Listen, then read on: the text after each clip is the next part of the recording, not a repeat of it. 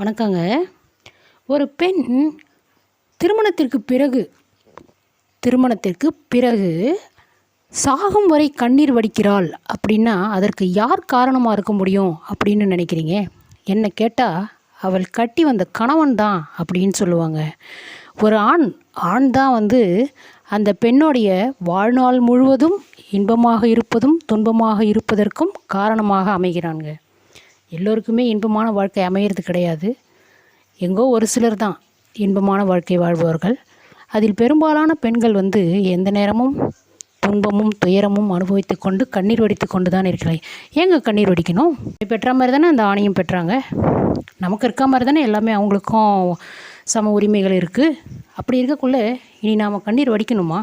அந்த ஆணை நினைத்து நாம் ஏன் கண்ணீர் வடிக்கணும்? கிடையாதுங்க. கண்ணீர் என்பது 2 பேருக்குமே பொது. ஒன்று அவங்க வடிக்கணும், இல்லை நாம் வடிக்கணும். நாம் வடிப்பதற்கு அவர்கள் காரணம் அப்படின்னக்குள்ள நாம் ஏங்க கண்ணீர் வடிக்கணும்? இனி நம் கண்ணிலிருந்து ஒரு சொட்டு கண்ணீர் கூட வீணாகக்கூடாது அப்படின்றது என்னுடைய கருத்துங்க. எப்பேற்பட்ட துயரமாக இருந்தாலும் சமாளிப்பதற்கு மன தைரியத்தை வளர்த்து கொண்டு வாழணும் அப்படின்றது என்னுடைய கருத்துங்க. உண்மைனா சப்ஸ்கிரைப் பண்ணுங்கள், லைக் பண்ணுங்கள், ஷேர் பண்ணுங்கள். பார்க்கலாங்க அடுத்த வீடியோவில். நன்றிங்க.